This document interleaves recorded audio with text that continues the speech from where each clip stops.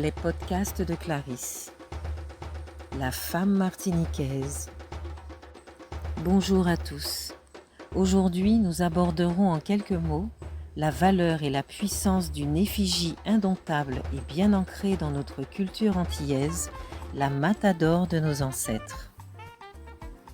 Lorsque jadis nos parents portaient un recours à s'offrir des petits plaisirs comme des bijoux ou la grand-robe pour celles qui le pouvaient, ce n'était pas pour garantir une beauté immuable et incommensurable, c'était simplement pour se mettre en valeur et exister aux yeux de tous. Lorsque les badauds de Saint-Pierre arrivaient pour vendre ou revendre leurs produits, ils ne se souciaient guère de l'accoutrement de nos filles, car elles étaient pratiquement toutes destinées à être marchandises elles-mêmes. Alors, comment cette nature de « femme faite pour respecter » a bien voulu voir le jour? C'est tout simple. Lors des siècles passés, aucun des marchands ne portait attention à nos femmes.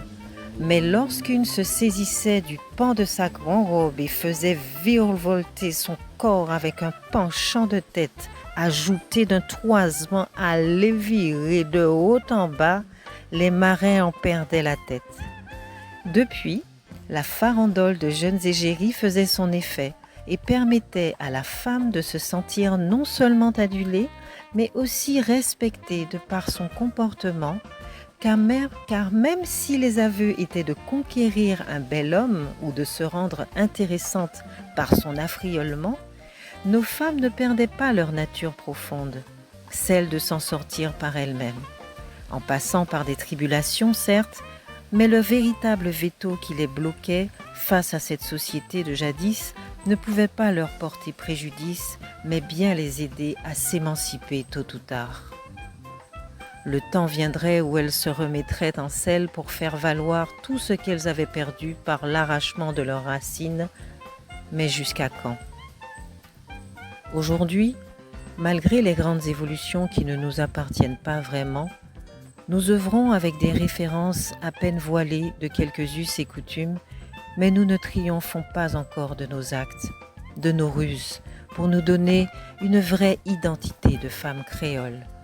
Celle qui devrait se pavaner avec ses tenues traditionnelles, fière de ses couleurs, de son accoutrement, malheureusement considérée comme un déguisement.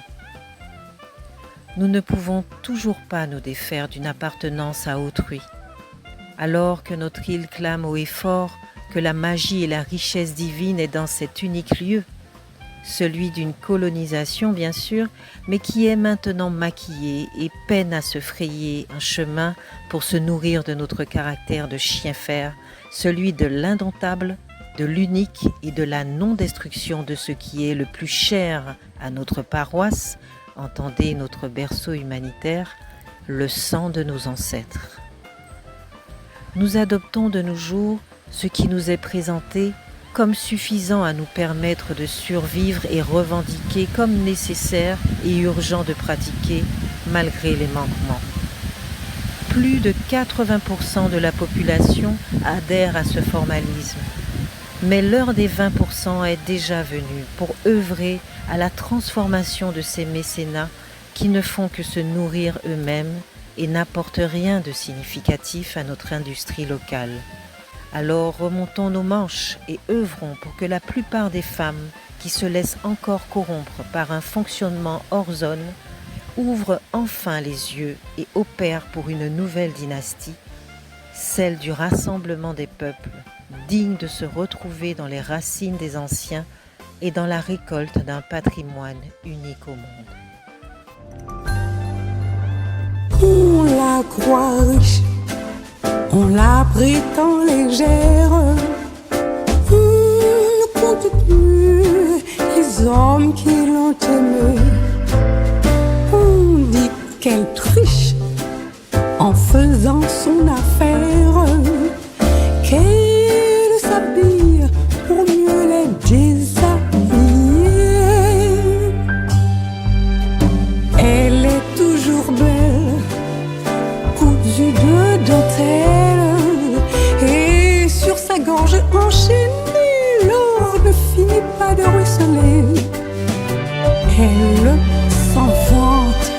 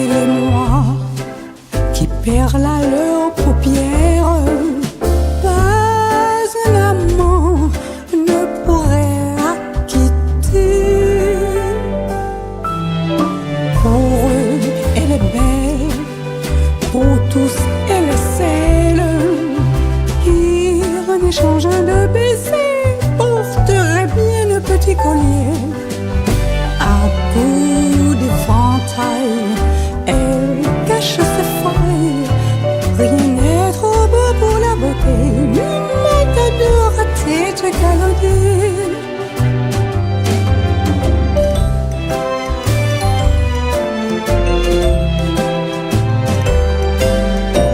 C'est la faute à qui si elle ne se voit d'autre choix?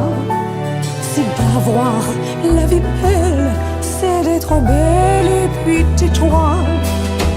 Elle s'évente, elle s'en vante, un peu d'amour et d'amitié, le matador à tête galonnée.